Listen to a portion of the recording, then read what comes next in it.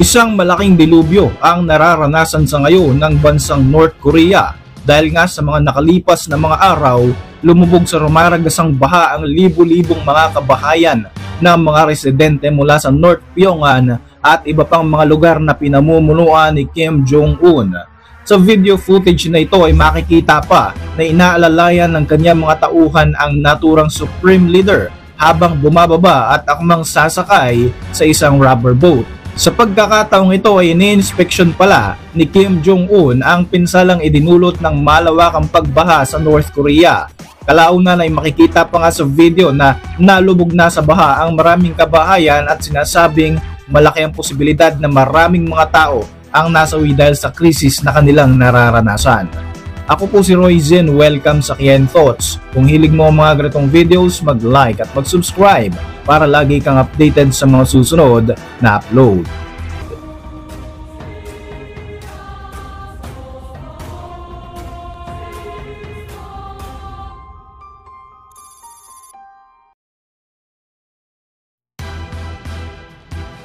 Bago matapos ang buwan ng Hulyo taong kasalukuyan, tumama ang mapaminsalang baha sa malawak na bahagi ng northwestern region ng North Korea, hindi kalayuan sa border nito sa China.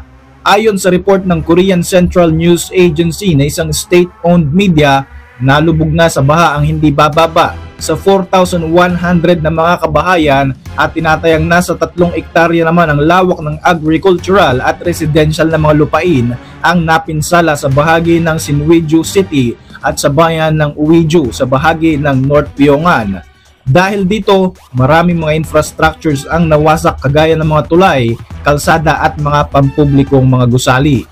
Ayon sa ulat ng Anadolu Ajansi na isang Turkish media, libu-libo mga tao ang apektado sa naganap na kalamidad sa North Korea. Base sa mga nakuhang satellite images, makikita ang buong bayan ng Gwangyong-ri na malapit sa Chinese border na halos mabura na ito sa mapa.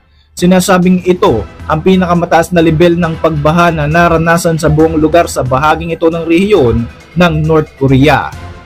Ayon pa sa KCNA, may nasa 5,000 residente ang hindi maabot ng tulong at ng mga rescuers dahil na rin sa pagkaputol ng linya ng transportasyon, partikular na sa mga lugar na apektado ng malawakang pagbaha.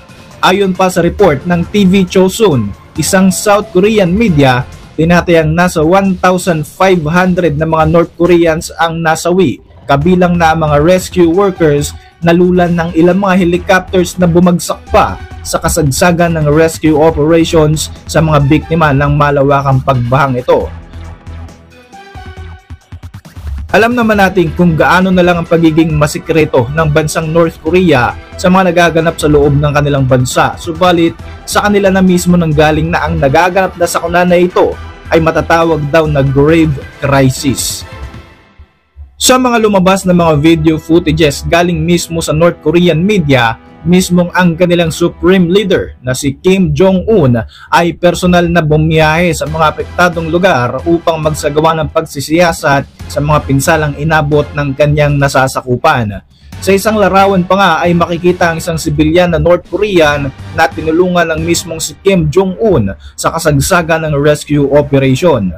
Samantala, dahil sa naging report ng South Korean media hinggil sa posibleng casualty o bilang ng mga nasawi sa naganap na pagbaha, agad na inakusahan ni Kim Jong-un ang naturang news outlet ng mga basurang media at sinabi nitong exaggerated daw ang naging report ng mga South Koreans. Dagdag pa rito ay sinisira lamang daw ng mga ito ang magandang imahe ng kanyang bansa. Sa tulong ito ni Kim Jong-un ay tila ba tinatanggihan na nga nito ang alok na tulong mula sa South Korean government.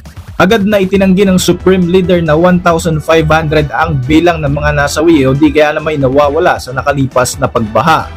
Gayunpaman, walang ibinigay na konkretong impormasyon ng North Korean leader kung ilan nga ba talaga ang bilang ng mga nasawi sa nakalipas na sakuna. Bukod dito ay iniutos din ni Kim Jong-un na bigyan ng matinding parusa ang mga responsable sa disaster prevention na naging pabayaraw sa kanilang mga tungkulin kaya naman nagkaroon ng malawakang sakuna sa North Korea. Kaugnay nito, Agad namang nagpaabot ng intensyon na magpapadala ng humanitarian assistance si Russian President Vladimir Putin sa kaibigang bansa na North Korea sa kasagsagan ng nararanasan nitong kalamidad. Ayon sa mga report ng North Korean state media, agad na nagpaabot ng pasasalamat si Kim Jong-un kay Putin, subalit agad nitong tinanggihan ang alok ng Russia. Dagdag pa rito, sisiguruhin daw ng North Korea na hihingi sila ng tulong kung kakailanganin ito sa hinaharap. Ang Russia at North Korea ay kilalang magkaalyadong bansa sapagkat pareho ang kanilang kalaban, ang United States at ang mga kaalyado nitong mga bansa. Kaya naman hindi nakataka-taka na ang mga bansang ito ang unang-unang magtutulungan sa mga ganitong mga sitwasyon.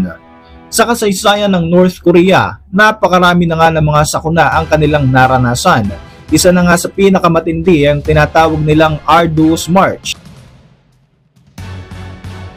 Ito ang panahon kung saan magkasabay na nagkaroon ng malawakang taggutom at krisis sa ekonomiya ang kanilang bansa sa pamumuno ni Kim Jong-il mula noong 1994 hanggang 1998.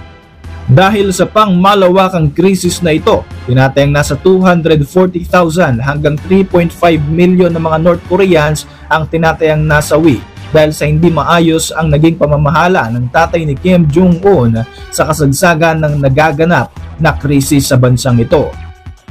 Ang pagbagsak nga ng ekonomiya ng North Korea ay isa sa mga nagdulot ng malawakang taggutom sa mga mamamayan ng bansang ito.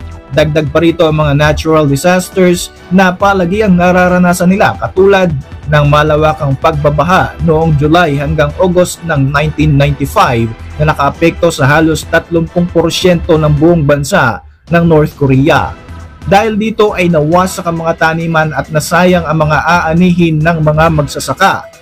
Idagdag pa natin dito ang pagkasira ng mga proyekto ng North Korean government kung saan nakaimbak ang mga supply ng kanilang pagkain. Base sa ulat ng United Nations, sa pagitan ng mga pagbaha mula noong 1994 hanggang 1995, aabot sa 1.5 tons of grain reserve ng bansang North Korea ang nasayang lamang. Idagdag pa natin dito na dahil sa pagkabuwag na rin ng Soviet Union noong 1991, lahat ng mga benepisyo at mga tulong na nakukuha ng North Korean government gaya ng mumurahing langis at mga tulong pinansyal at militar ay nawala na rin. Nagkaroon ng krisis sa enerhiya sa North Korea kaya naman halos 75% ng mga import nila ay hindi na pumapasok sa pagkabuwag ng Soviet Union. Alam nyo bang dahil nga sa hirap ng buhay ng mga panahong ito sa North Korea, naglabas pa sila ng kautusan na bawat mamamayan ay magkakaroon lamang ng Eat 2 Meals a Day, isang kampanya para subukang irasyon ng supply ng pagkain sa buong bansa. Gayunpaman, kahit na sa ganitong napakalupit na solusyon ng bansang North Korea ay hindi pa rin ito naging matagumpay. Para sa inyong mga reaksyon, mag-iwan lamang ng komento sa ibaba ng video na ito. At para manatiling updated sa ating mga susunod na upload, siguruhin mag-subscribe. I-like mo na rin ang ating mga videos bilang suporta. Muli, ako po si Roy Z at maraming salamat sa patuloy na pagsubaybay sa ating channel.